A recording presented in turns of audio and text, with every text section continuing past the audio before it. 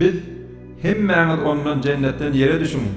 Soň size menden bir dogry ýol, kitap ya peýgamber gelse, kim meniň ol dogry ýoluma tabyn bolsa, olara gorku hop ýokdur we olar gamyn hem bolmalar diýdik. Birin ayetlerimiz inkar edip, yalan hataplayanlar ine, olar dowzakylaryň hut özleridir. Ol ýerde dowzakda ebedi galarlar.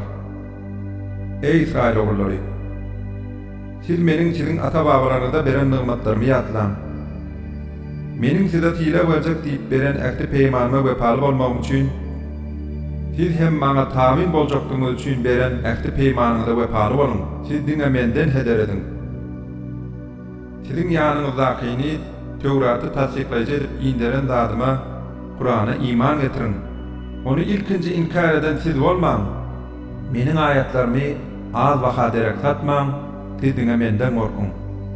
Siz bilip durkaňyz hak bilen nähäki gatışdyrmaň we haky giýlemäň. Ey İsrail oğulları, namazy berja edin, zekaty dogry berin we ruku edýänler bilen ruku edin. Ey Ýahuda alymlary, siz kitabı Tewraty okap hakikaty bilseňiz hem insanlara ýaşy işler emir edip özüňiz bolsa onu diýersiňizmi? Hey, siz akyl ýetirjek dälmisiniz? Sabr etmek ve namazy berja etmek bilen Allah'dan kömek soran. Tahqiq, sabr ve namaz Allah'dan gorkýanlardan beýlekler üçin uly agyr işdir. Tahqiq, olar Allah'dan gorkýanlar özleriniň Perwerdigaryna gowuşjakdyklaryna ve oňa dolap barjakdyklaryna anyk inanýarlar. Siz meniň size beren nygmatlarymy ve size Musa peýgamberiň döwründe bütün Adem'e üstün eden wagtlarymy ýatlan. Siz hiç kimin başka birine derek töleg töläp bilmeýän, hiç kimden şefaat kömek kabul edilmeýän, hiç kimden fidye töleg puly alınmayan ve hiç kime hiç hili yardım edilmeyen günden gorkun. Biz size yoğud adap ediyet beren, erkek perdetlerinizi öldürüp, gıyık perdetlerinizi diri koyan, Firavun'un adamlarından dolu halas edipdik. Bu sizin üçün Perwerdigaryňyzdan gelen uly synagy. Biz sizin üçün deňizi ýaryp sizi halas etdik. Firavun'un adamlaryny hem sizin gözüňiziň öňünde deňize gark edipdik. Biz Musa Tewraty bermek üçin 40 gece wadalaşypdyk. Soň siz onuň ýylynyň özüňize zulüm edip, göläni Hudaý edindiňiz.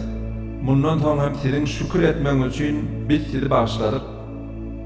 Sizin dogry ýol tapmaňyz üçin biz Musa kitaby, Tewraty we hak bilen batyly tapawutlandyrýan mucizelere beripdik.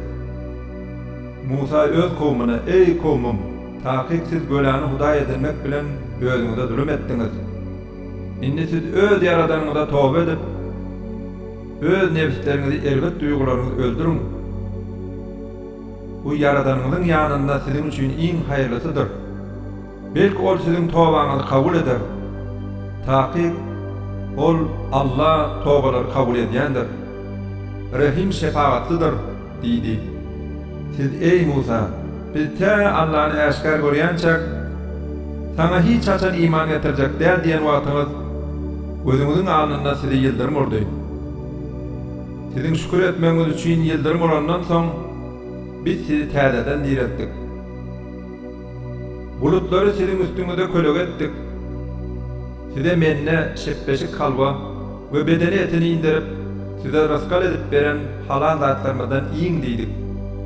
Emma olar bize däl de özlerine zulüm edýärdiler.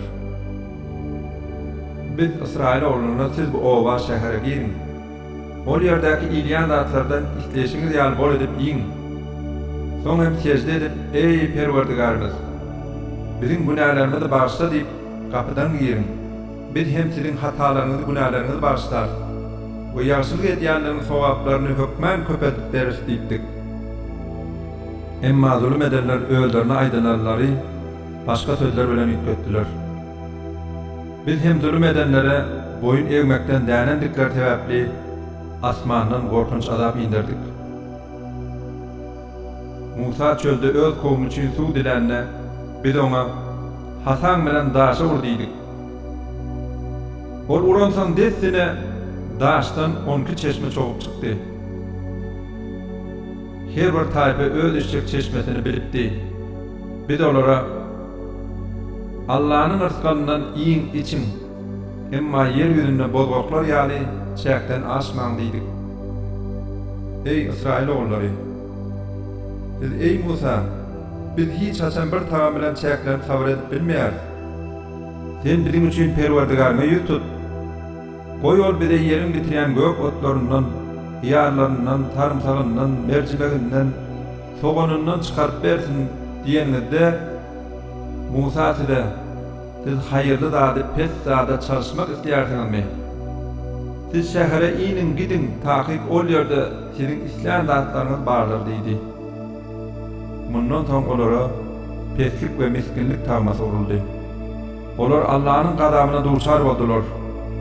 Bu olaryň Allah'ın ayatlaryny inkar edip peýgamberler nähak yere öldürendikleri sebäplidir.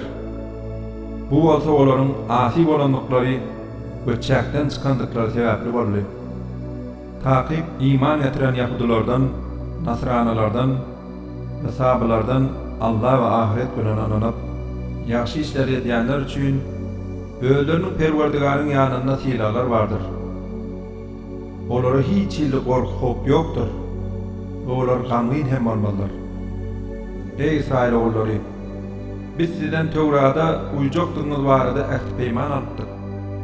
Soň siz bu lewdeňizi ýuwdandygyňyz üçin Tur dagyny sizin üstüňize galdyryp takwalardan bolmagyňyz üçin size beren dadymy Tewrata mäkam ýapyşyň we onuň içindekileri ýad tutun, amal edin diýdik. Soň munyň Tewraty kabul edişiňiziň ýylynyň siz beren ähd peýmanyňyzdan däňdiňiz. Eger size Allah'ın fazly kereme ve merhameti bolmasady, elbette siz ýan çekenlerden bolardynız.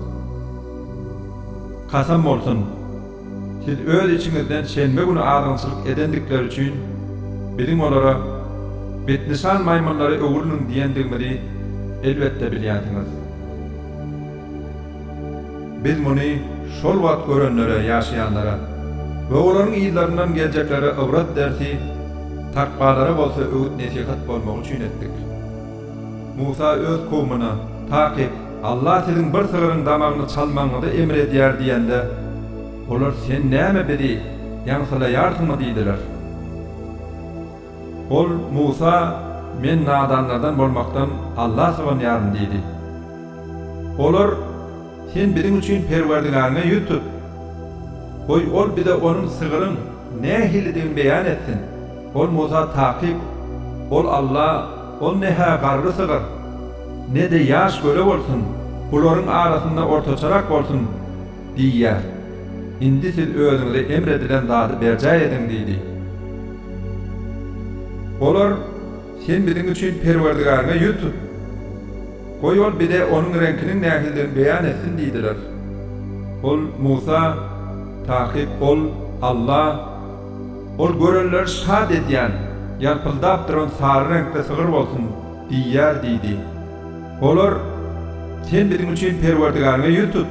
Goý ol bize onuň sygyryň nähilidigini beýan etsin diýdiler. Sebäbi biziň göwnümizde ol sygyr beýlekileri hem meňdeş ýaly bolup dur. Allah halasa elbette biz dogrusyny tapar diýdiler. Musa olara ol Allah, ol sygyr heniz boýunturyp dakylyp ýer sürüp ekin suwaryp horluk görmedik. Hiç illi kemçilik bolmadyk. Renkinde hiç tegmil bolmadyk, bir sygyr bolsun diýýär diýdi. Olar sen şu wagt hakykati getirdiň, aýtdyň diýdiler we desseni onu tapyp damagyny çaldylar. Olar tassanam ol emri ýerine ýetirmän goýupdylar.